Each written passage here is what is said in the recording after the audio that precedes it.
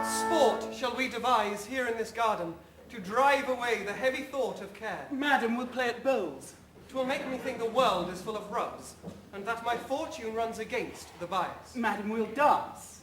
My legs can keep no measure in delight, when my poor heart no measure keeps in grief. Therefore, no dancing, girl. Madam, we'll tell tales. Of sorrow or of joy? Of either, madam. Of neither, girl. For if of joy, being altogether wanting, it doth remember me the more of sorrow, or if of grief, being altogether had, it adds more sorrow to my want of joy. Madam, I'll sing. 'Tis well that thou hast cause, but thou shouldst please me better, wouldst thou weep. I could weep, madam. Would it do you good? And I could sing, would weeping do me good, and never borrow any tear of thee. But stay, here come the gardeners. Let's step into the shadow of these trees.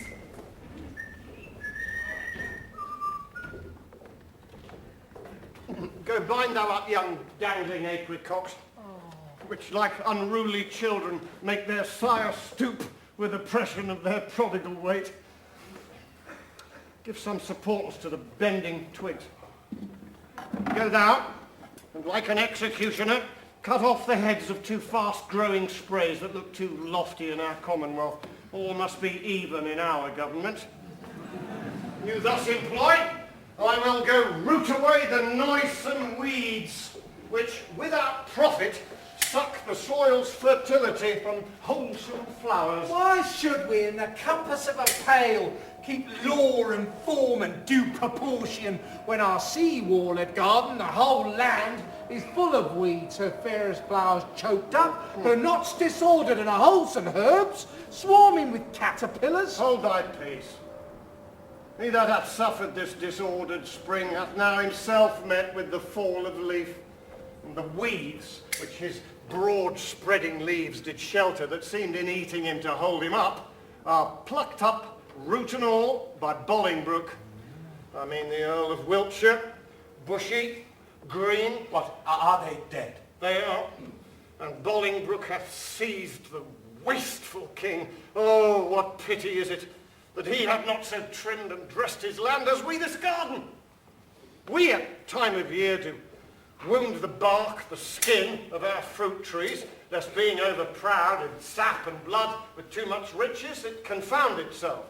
Had he done so to great and growing men, they might have lived to bear and he to taste their fruits of duty. Superfluous branches we lop away, that bearing boughs may live. Had he done so, himself had borne the crown, which waste of idle hours, quite thrown down. What, think you the king shall be deposed? Depressed he is already, and deposed 'tis doubt he will be. Letters came last night to a dear friend of the good Duke of York's that tell black tidings. Oh, I am pressed to death through want of speaking. Thou, old Adam's likeness, set to dress this garden, how dares thy harsh, rude tongue sound this unpleasing news? Why dost thou say King Richard is deposed? Darest thou, thou little better thing than earth, divine his downfall? Say, where, when, and how camest thou by this ill tidings? Speak, thou wretch! Pardon me, madam. Little joy have I to breathe this news, yet what I say is true.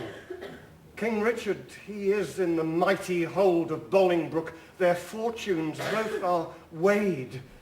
In your lord's scale is nothing but himself, and some few vanities that make him light. But in the balance of great Bolingbroke, besides himself, are all the English peers, and with that odds he weighs King Richard down. Post you to London, and you will find it so. I speak no more than everyone doth know. Nimble mischance, that art so light of foot. Doth not thy embassage belong to me, and am I last that knows it? Oh, thou think'st to serve me last, that I may longest keep thy sorrow in my breast. Come, let us go, to meet at London, London's king in woe. What was I born to this? That my sad look should grace the triumph of great Bolingbroke? Gardener, for telling me these news of woe. Pray God, the plants thou graft'st may never grow.